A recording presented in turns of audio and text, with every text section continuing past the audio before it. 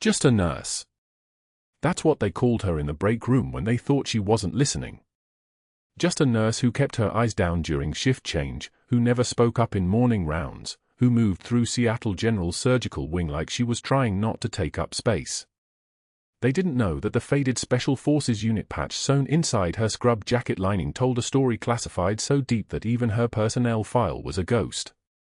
They didn't know that the scars mapping her forearms like topographic lines came from field medicine in places Google Maps couldn't find.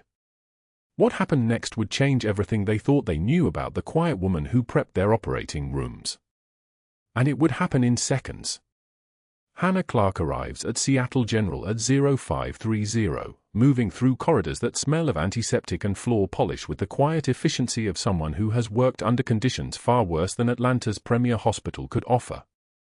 The surgical wing is her domain at this hour, nurses arriving in clusters, residents stumbling through the hallways with coffee cups the size of bedpans, attending physicians reviewing overnight traumas on tablets that glow in the pre-dawn darkness.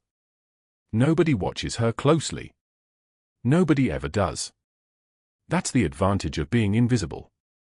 She pushes through the supply room doors and begins prepping OR3 with methodical precision. Her movements are economical, nothing wasted, nothing rushed. The instrument trays receive her attention with the care of someone who understands that a scalpel positioned wrong can mean the difference between a successful closure and something far more complicated. When she adjusts the blade angles, her fingers pause for exactly 2 seconds. The positioning would seem strange to a surgical resident, too acute, too lateral, but that's because residents have only ever learned surgery in operating rooms. She learned her craft in sandstorms, under fire, with men's lives bleeding into her hands while mortars shook the walls. The angles she uses are different because the stakes were different.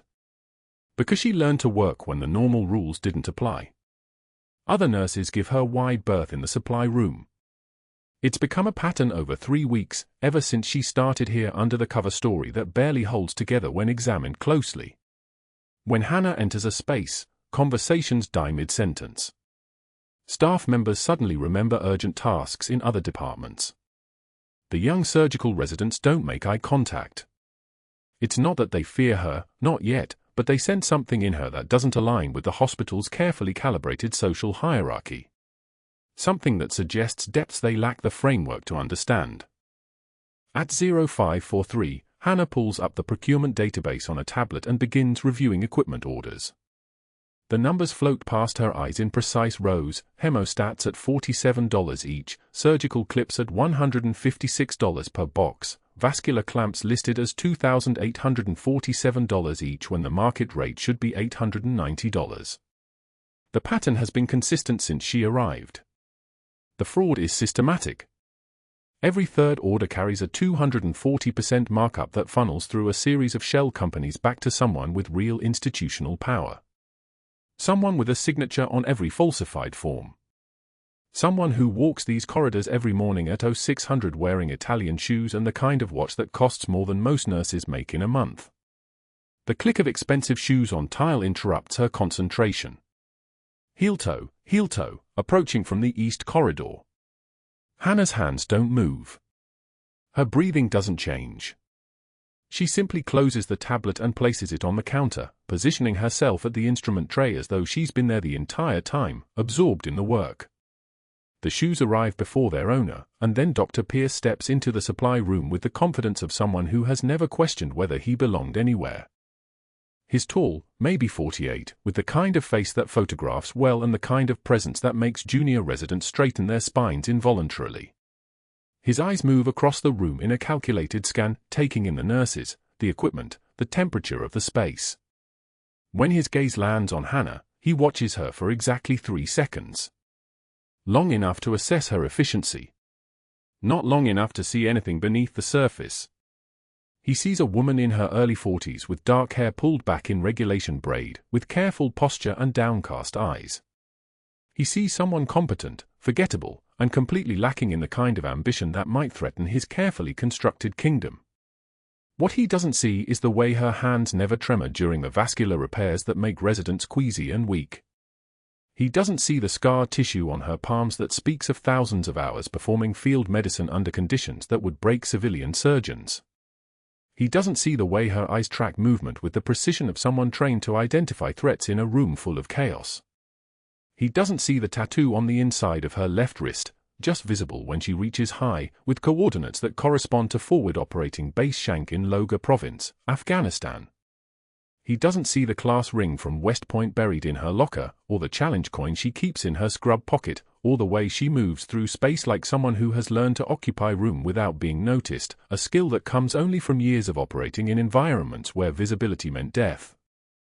Dr. Pierce collects 3 clipboards from the rack and leaves without speaking. His presence was enough. A reminder that he is here, that he controls these corridors, that everyone from the maintenance staff to the department heads understands the hierarchy. He walks past Hannah without acknowledgement, not dismissively, but with the casual indifference of someone observing furniture. By 06:30, the surgical wing has filled with the controlled chaos of morning rounds. Residents cluster around tablets, discussing overnight admissions. Nurses coordinate patient movements between floors. The OR supervisors brief their teams on the day's schedule. Among the noise and motion, room 347 receives its admission. Staff Sergeant Marcus Chen, post-op from a preliminary vascular repair completed at Mercy General in Washington State, transferred to Seattle General for a scheduled secondary procedure on Thursday. The chart notes complications, significant arterial damage from an IED blast 7 years ago that cost him his left leg below the knee and came very close to costing him everything else. Hannah sees his name on the admit board at 0705 and goes very still. She reads the name again, confirming the spelling, checking the service branch on the chart. United States Marine Corps. Medic. Assignment history showing deployment to Baghdad, Fallujah Sector, 2016 to 2017. Evacuation date, March 14, 2017. She knows that date. She knows it the way soldiers know dates, not because it was written down, but because it's carved into muscle memory. March 14, 2017, was the day she extracted from her position because her replacement had arrived. The replacement's name was Marcus Chen. The replacement who took over her assignment and walked into an intersection 3 weeks later where an IED had been buried beneath a pile of trash, timed to coincide with morning foot patrols. She makes her way to room 347 at 0732, carrying fresh linens that don't need changing. The reason for the visit is an operational cover, a way to move through the hospital without drawing attention. The truth is that she needs to see him, needs to confirm what the chart already told her, needs to understand why her operation, this deep cover investigation into the medical supply chain fraud that's been getting soldiers killed overseas, has just become infinitely more complicated. Marcus is asleep, his face younger than it should be after 7 years of recovery. His left leg ends at mid-thigh, the prosthetic resting against the bedside table. His right leg, the one the surgeons are fighting to save, shows signs of vascular compromise that would make any physician wince. The chart notes significant arterial stenosis with potential thrombosis, which means Thursday's vascular repair isn't routine, it's survival. If the surgery fails, he'll be bilateral amputee before his 40th birthday. Hannah stands at the foot of the bed and looks at him for exactly 4 seconds. Long enough to see the years written across his face. Long enough to recognize the weight of sustained pain and the particular exhaustion that comes from fighting battles that no one else can see. She turns and leaves without touching anything, without disturbing his rest.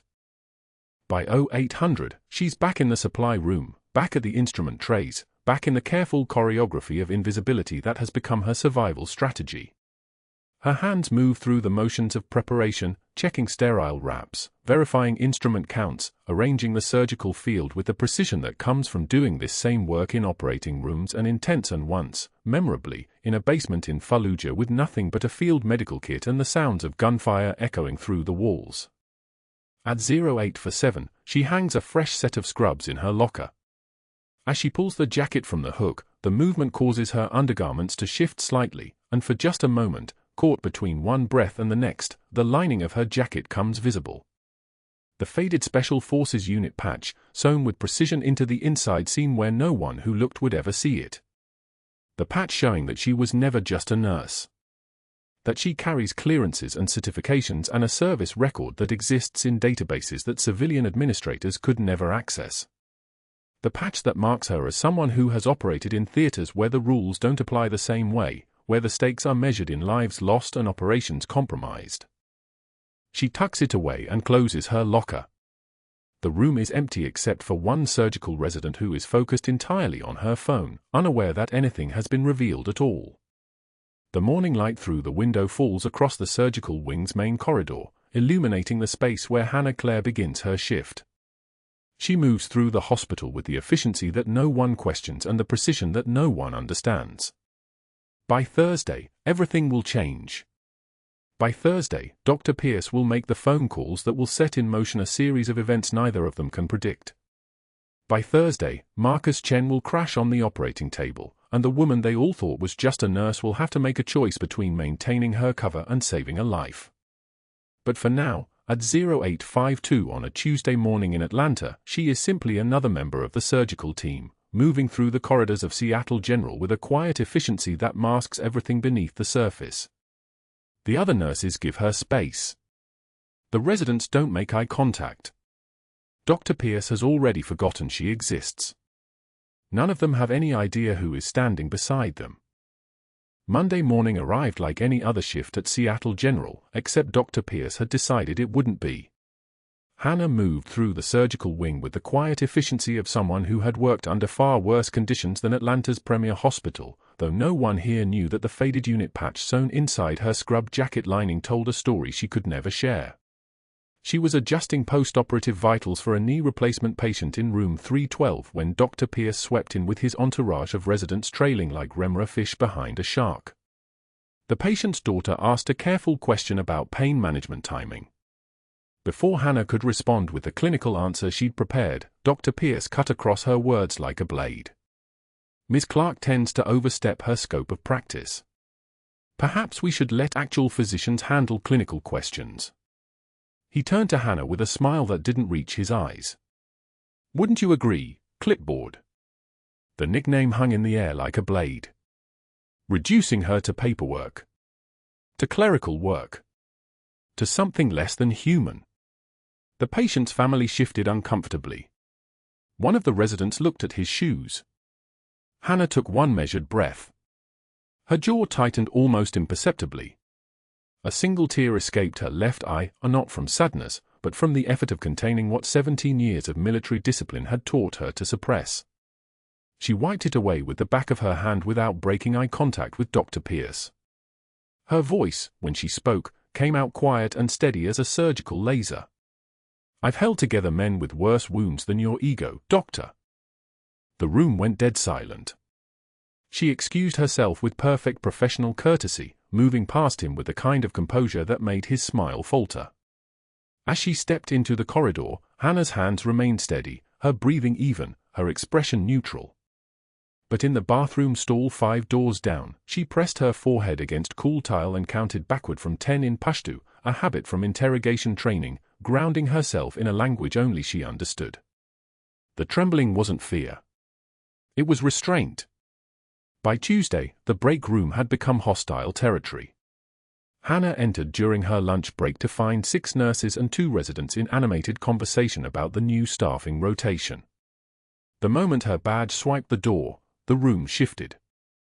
Not obviously. Not in any way she could formally complain about. Just a sudden collective remembrance of other places to be. Sarah Kim from OR2 suddenly remembered a consult. Tom from orthopedics got paged, except his pager never actually went off. She heard it on the unit line 3 minutes later. Within 90 seconds, the room had emptied completely, half-eaten sandwiches abandoned on tables like a crime scene. Hannah sat alone under flickering fluorescent lights that buzzed like dying insects. She opened her lunch container with hands that didn't shake. The sandwich was tuna salad. She ate it methodically, each bite the same as the last.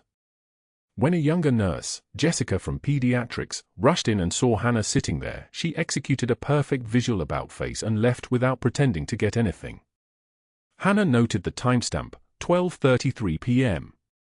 This was becoming quantifiable data. Behavior patterns. Escalation markers.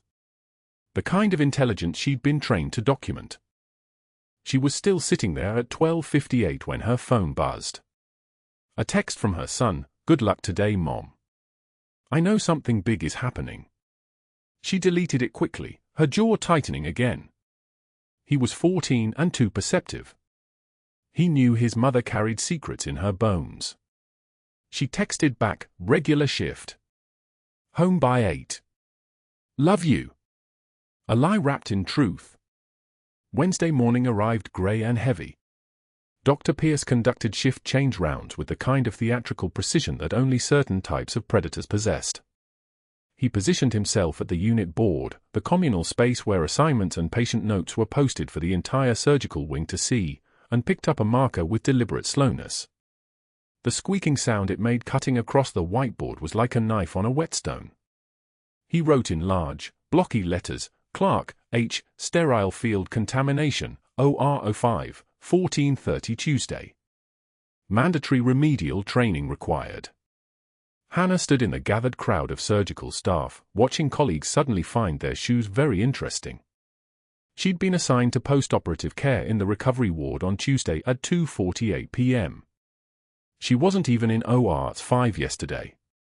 She'd checked the schedule 3 times that morning. But the write-up was there in permanent marker, documented for the credentialing committee, for the permanent record, for anyone who might someday investigate her qualifications. This was stage 3 of institutional sabotage, creating a paper trail. "Clipboard needs a refresher on basic technique," Dr. Pierce announced to the gathered team, his voice loud enough for the nurses stationed 2 doors down to hear. Perhaps nursing school didn't cover fundamentals thoroughly enough. He said this while maintaining eye contact with Hannah, watching for a crack. Waiting for her composure to fracture. Hannah's hands curled into fists at her sides. Her nails pressed small crescents into her palms. The only outward sign of the rage beneath her composed exterior. A muscle in her jaw flexed once, then stilled. She didn't speak. She didn't move. She simply stood there while the fluorescent lights buzzed overhead and Dr. Pierce's residents exchanged nervous glances.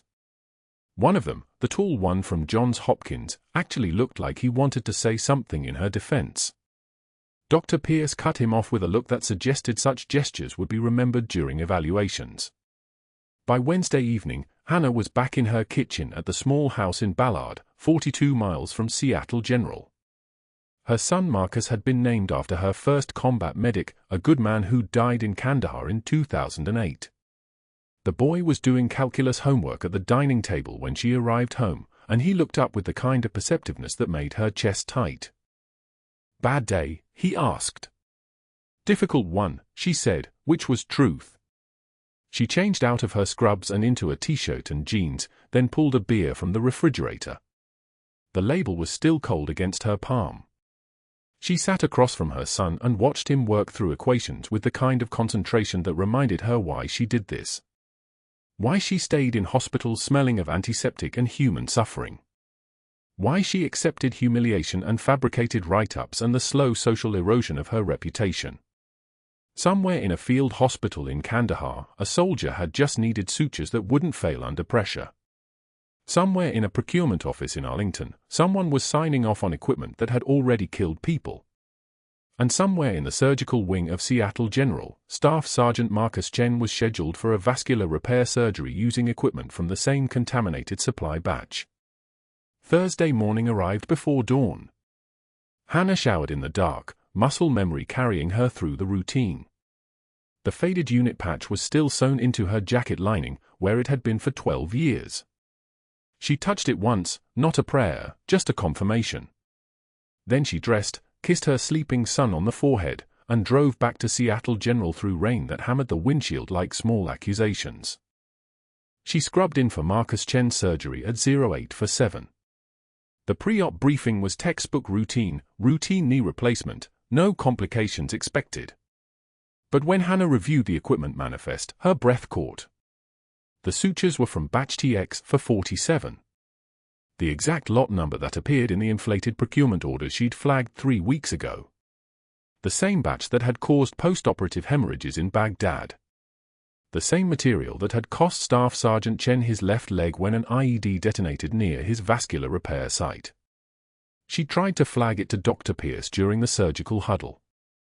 pulled him aside with what looked like a routine question about suture preference. "The batch number on the manifest," she began. "Clipboard, prep the patient and let me worry about surgical decisions," Dr. Pierce said without looking at her. His dismissal was absolute. A closed door. A deliberate refusal to hear her. She documented it anyway.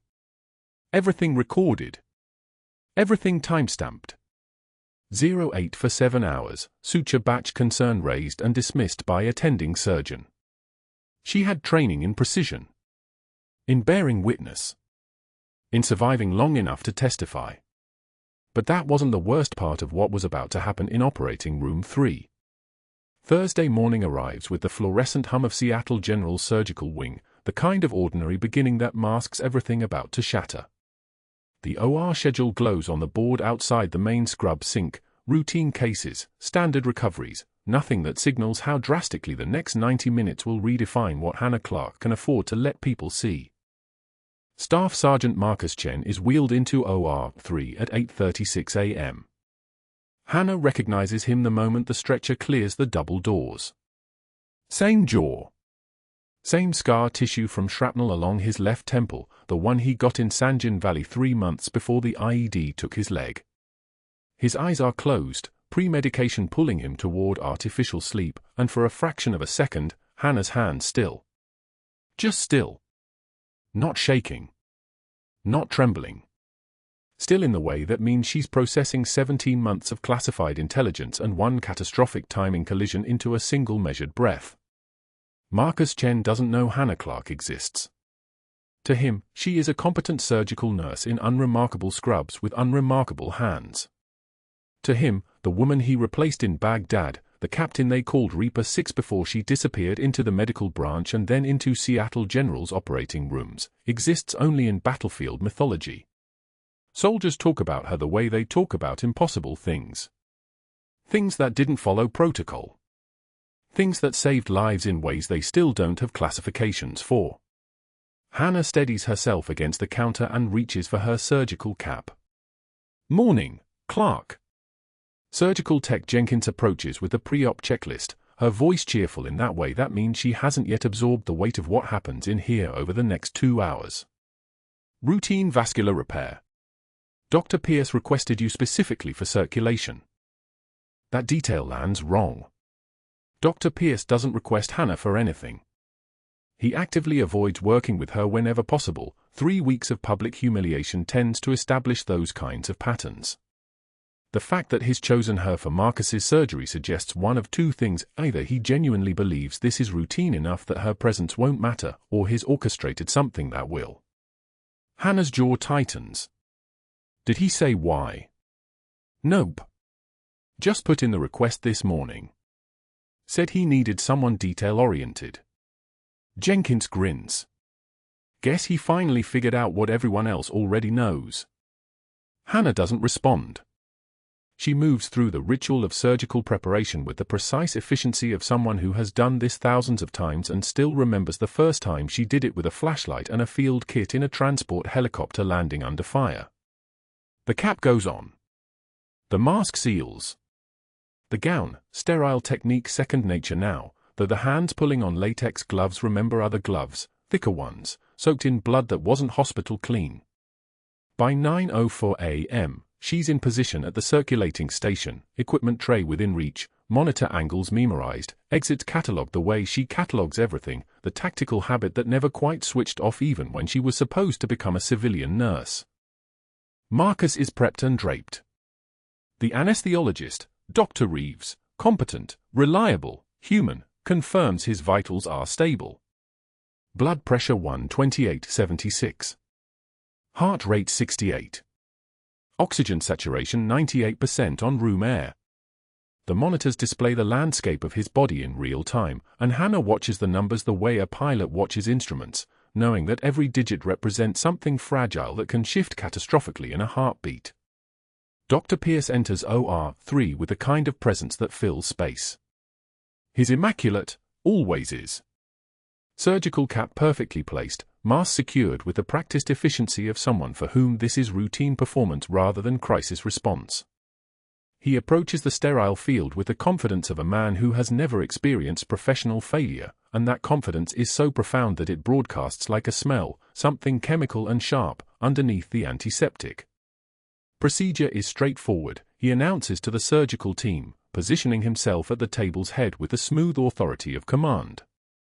Femoral artery reconstruction. The graft material is already prepped. Once we expose the vessel, we'll perform the anastomosis and close. Estimated time, 75 minutes.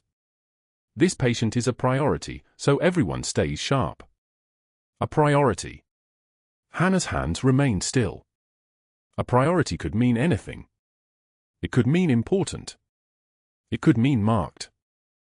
The incision opens at 9:16 a.m. Dr. Pierce's technique is clean, she'll give him that.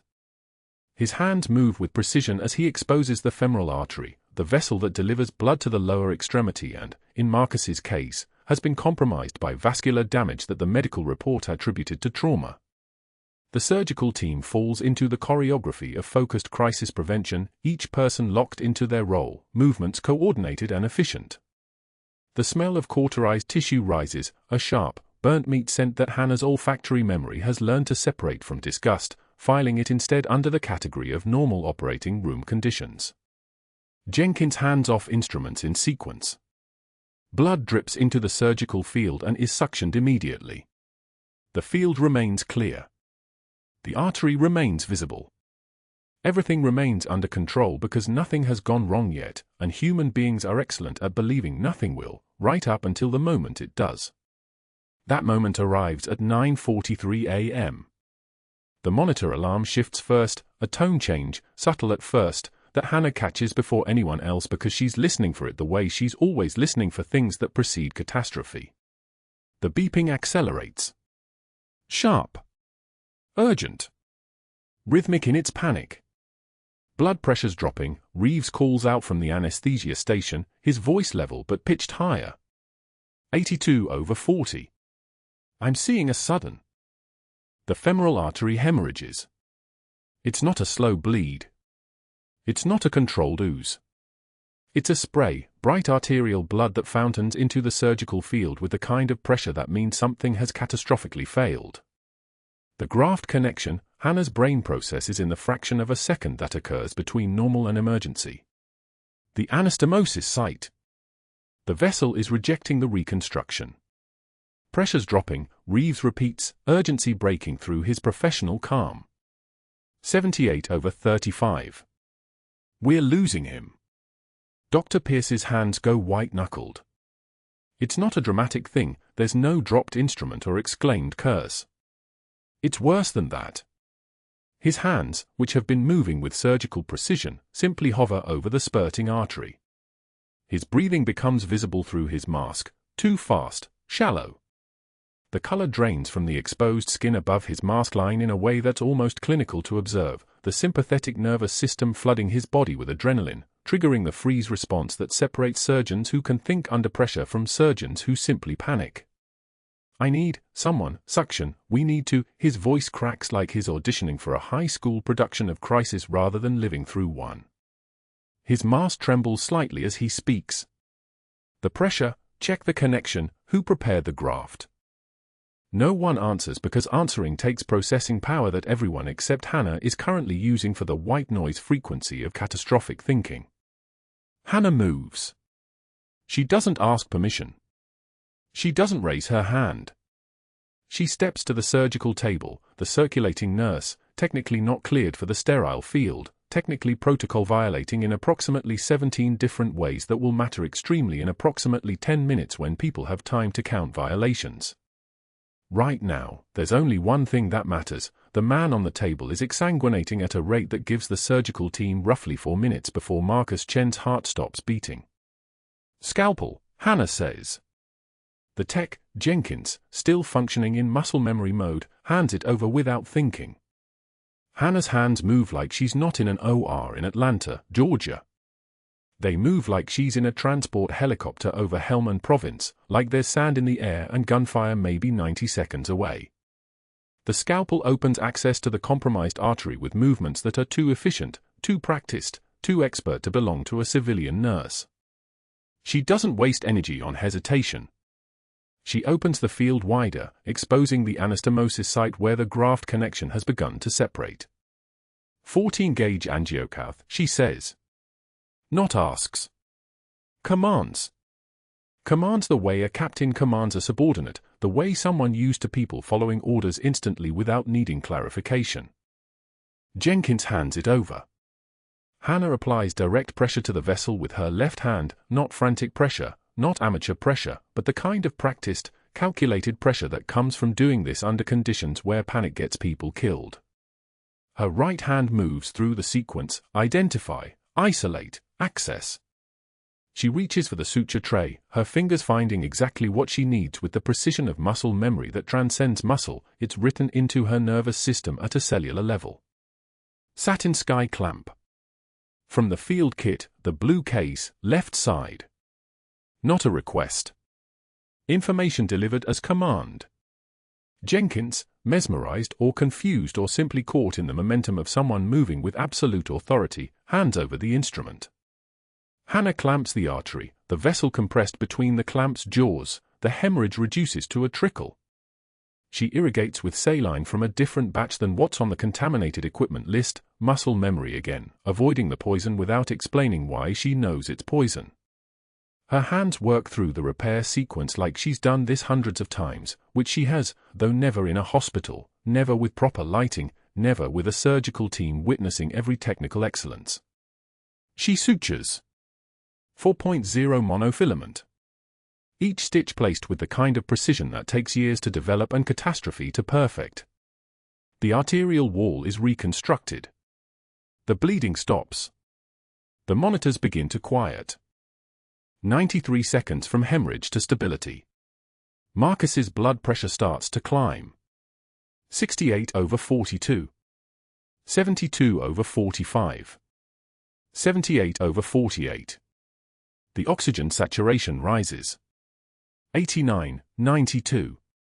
96. The cardiac rhythm settles from the scattered panic of near death back into the organized rhythm of a human being still alive. The OR goes quiet except for the normalized beeping of monitors returning to baseline. Hannah steps back from the table, her hand still held in surgical position, her eyes forward, her face entirely expressionless behind the mask. She has just performed a field thoracotomy procedure in an operating room under fluorescent lights with a surgical team present, and the only thing she can do now is finish the moment like it never happened, like civilian nurses perform advanced vascular reconstruction routinely, like this is normal. Dr. Pierce stares at her across the sterile field. She can see it happening in his eyes, the moment recognition begins to creep in. Not recognition of Hannah Clarke, the unremarkable surgical nurse. Recognition of something else. Something that doesn't belong in this timeline, this hospital, this carefully constructed civilian life. The precision of her movements. The absolute absence of hesitation. The way she moved like someone trained in field surgery, like someone who learned to make split-second life and death decisions when there wasn't time for protocol or committee meetings or consideration of liability. His hands are shaking now, and it's not from the adrenaline anymore. It's from understanding that something fundamental about this moment has shifted. Patient is stable, Doctor, Hannah says quietly, her voice level, her tone perfectly professional. Shall we close? The words are correct. The tone is appropriate. The deflection is textbook.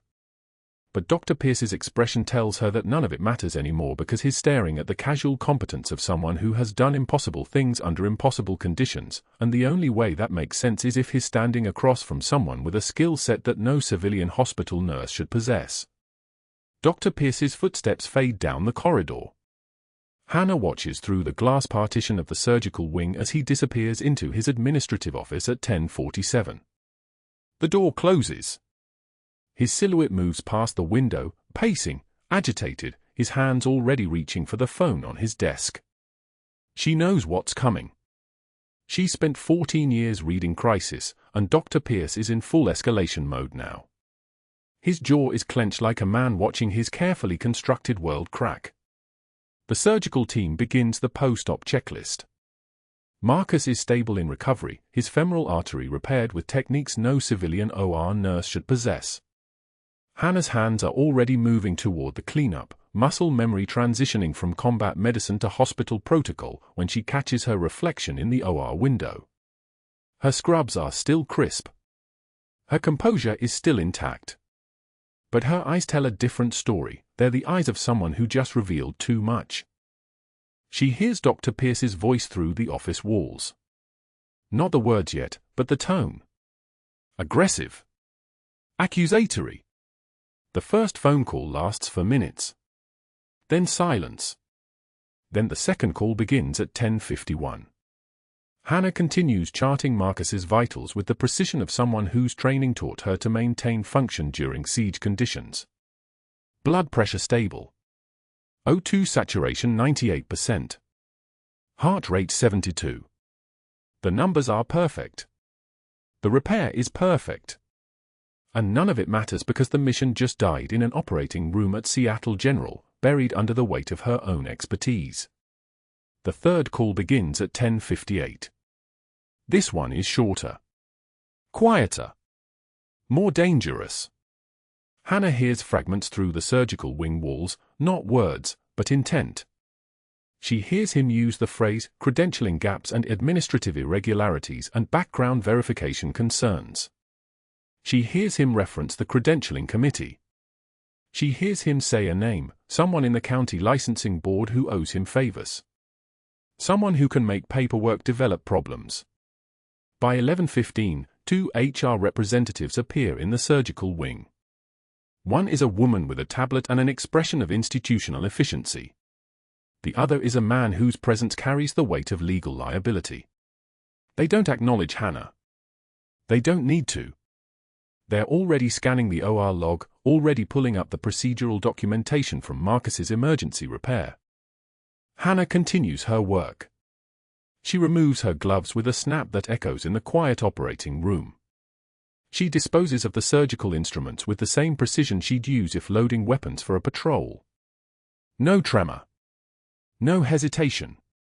Just the muscle memory of someone who has already survived worse decisions than this. The conference room call comes at 11:30.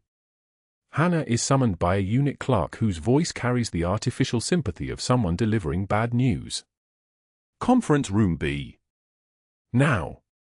She walks down the corridor toward the administrative wing, her wet scrubs clinging to her skin like a second identity. Other nurses avoid eye contact. The staff members who were friendly yesterday suddenly find reasons to be elsewhere. Word travels faster in hospitals than through military channels, and Dr. Pierce has already weaponized it. She's the nurse who overstepped. The one who performed unauthorized procedures. The one whose credentials are now officially suspect. Conference room B is on the 3rd floor. Hannah rides the elevator alone. The fluorescent lights hum overhead like insects trapped in amber. Her hands are steady.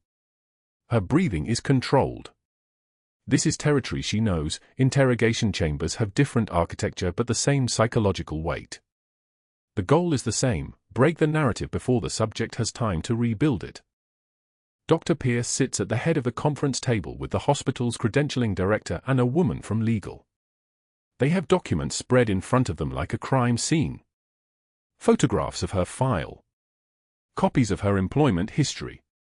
Forms with sections highlighted in yellow. Your nursing license shows a 2-year gap, Dr. Pierce says, not bothering with greetings.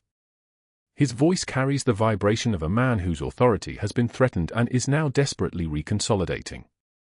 A significant gap in employment history with no explanation. Your procedural knowledge in that operating room significantly exceeds what your stated credentials would allow. He slides the documents across the table like a prosecutor presenting evidence. His fingers are trembling. Not from fear. From rage. Hannah sits. She doesn't argue. She doesn't defend. The Pentagon-generated credentials are flawless. They're designed to survive scrutiny from hospital administrators. But Dr. Pierce doesn't need them to be wrong. He needs them to be questioned. He needs the official process to begin. He needs the machinery of bureaucracy to move in the direction he's just pointed it. Your background verification has raised flags, the credentialing director says, reading from her tablet. She's the institutional voice now, not malicious, just procedural. That makes it worse. Malice can be fought. Procedure is a wall made of rules that everyone agreed to follow. We're recommending immediate suspension pending investigation of credential discrepancies, the legal counsel adds. Given the circumstances of today's emergency procedure and the questions surrounding your training history, we're not comfortable with you working in direct patient care until this is resolved. Hannah looks at Dr. Pierce. He's watching her face like a man who has just cornered prey in an alley. He's waiting for her to break. To cry. To beg. To reveal the panic that should be consuming a woman watching her career disintegrate in real time. She doesn't give it to him. I understand, Hannah says. Her voice is level. Measured. The voice of someone who has accepted worse news in worse places. What happens next? But that wasn't the worst part. By 1:30 in the afternoon, the termination paperwork is prepared. By 2 o'clock, security escorts Hannah from the hospital. Not dramatically. Not publicly. But thoroughly. A middle-aged man in a uniform holds her elbow and walks her down the main lobby corridor past whispering staff members. She's still wearing her scrubs because she wasn't given time to change. Still wearing the faded unit patch sewn inside her jacket lining, the only piece of her real identity that Dr. Pierce never found because it was hidden where hospital searches don't reach.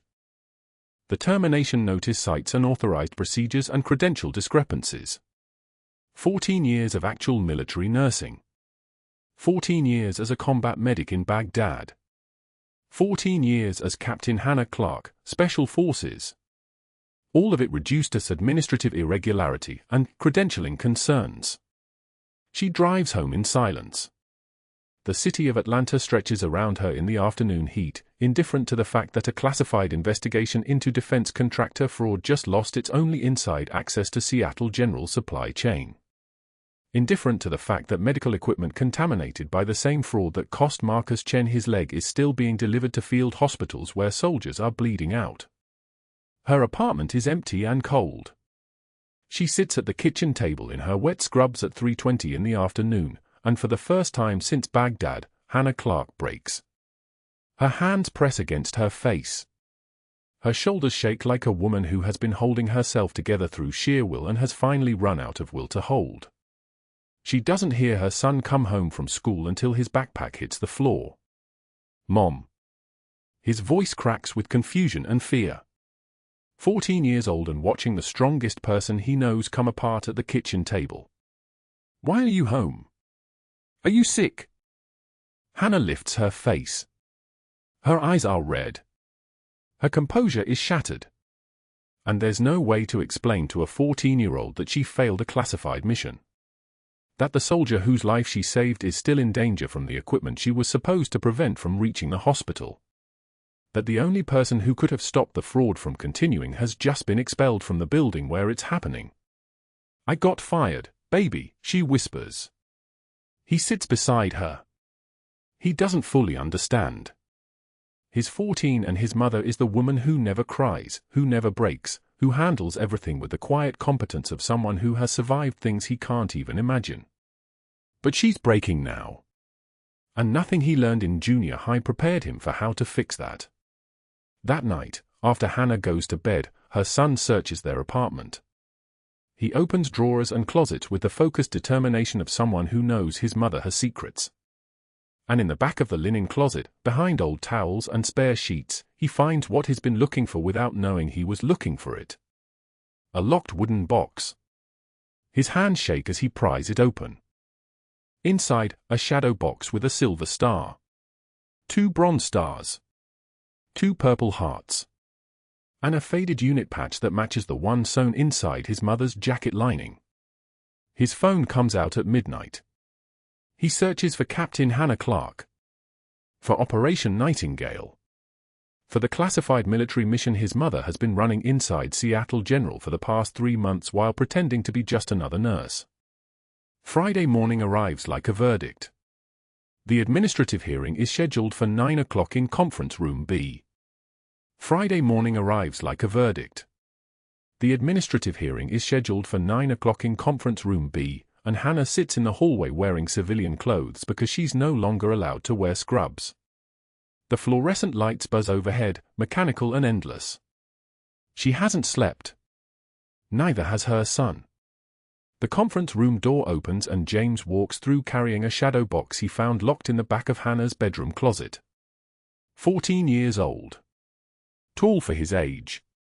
Moving with a purpose that reminds her too much of herself at that age. He sets the box down on the table in front of the hearing board, 2 administrators, the chief of HR, and a hospital attorney in pressed suits who smell like expensive cologne and institutional cowardice. "Mom, they need to see these," he says. His voice doesn't shake. She taught him better than that. The shadow box sits there like evidence. Like truth. Inside, pressed against midnight blue felt, are the medals themselves. A bronze star with Combat V. A silver star, 2 of them, actually, the gold catching the fluorescent light like captured stars. 2 purple hearts. And pinned at the top, nearly obscured by its own importance, a Navy Cross, the 4th highest military decoration in the United States, rarely awarded to anyone who isn't part of mythology. Dr. Pierce's face goes white. Not red, not flushed with confidence. White. The color of a man watching his narrative collapse in real time. The HR director reaches for the shadow box. "Mrs. Clarke, I think you need to." "Captain Clarke," James says flatly. "And these belong to her." The Marine Corps liaison arrives at 9:43. He's in dress blues, medals on his chest, the kind of presence that makes the air pressure change. He stands, salutes the shadow box with parade ground precision, and removes a leather folder from his briefcase. His voice is clipped, official, every word weighted like ballast stones. Captain Hannah Clarke. 14 years of active service. Multiple citations for Valor. Bronze Star with Combat V for actions in Fallujah, 2009. Silver Star, he pauses, lets the weight sink in. 2 silver stars. The first in Baghdad, 2011, for emergency surgical intervention under fire that saved the lives of 8 personnel. The second in Helmand Province, 2013, for command decisions under sustained attack. Dr. Pierce tries to interrupt. "This is absurd, those could be anyone's, I want authentication." But the door opens again. The 2-star general walks in like he owns gravity. Full dress uniform. Ribbons like a rainbow made of authority. He looks at the shadow box, at the medals Hannah earned with blood and midnight decisions, and salutes them with the kind of precision that comes from understanding weight. Not the weight of metal. The weight of what those medals represent, lives held in hands that belong to a woman in borrowed scrubs, telling men with universities and summer houses that she was just a nurse. The general doesn't speak. He doesn't need to. His presence is a sentence. His salute is punctuation. At 10:15, the Pentagon representative enters. She's younger than Hannah expected, maybe 40, wearing a dark suit and carrying an encrypted tablet. She doesn't sit. She stands at the head of the table and slides the device across the polished surface toward Dr. Pierce. "Captain Clarke was operating under classified orders," she says. Her voice has the flat tone of someone reciting evidence that's already been confirmed by courts she doesn't have to justify to. Codename Nightingale. Her assignment, investigate defense contractor fraud in the medical supply chain. Specifically, Batch TX for 47 surgical sutures purchased at 340% markup, signed authorization on every order, Dr. William Pierce. Defective materials. Knowingly defective materials shipped to forward operating bases. The tablet shows procurement records. Emails.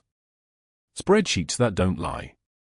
2 soldiers died from suture failures in the past month, the Pentagon rep continues. Staff Sergeant Marcus Chen nearly became the 3rd. The emergency procedure Captain Clarke performed, the field thoracotomy that saved his life, exposed the defective materials and proved the supply chain fraud. Dr. Pierce opens his mouth. Closes it. Opens it again, a fish on shore, searching for oxygen that tastes like mercy. I sign hundreds of orders. I can't verify every. An FBI agent steps forward. Not aggressive. Just present. Heavy. She places a second tablet on the table. Phone recordings. Text messages. An email string where Dr. Pierce discusses acceptable failure rates and maintaining plausible deniability, like his ordering lunch instead of condemning men to die on operating tables in sand and heat. Yesterday at 14:27 hours, the agent says, you called a contact attempting to forge Captain Clarke's nursing credentials. Attempting to create false disciplinary records. Attempting to fabricate evidence of incompetence to destroy her as a witness. We have the recordings. Dr. Pierce's lawyer stands up. Sits down.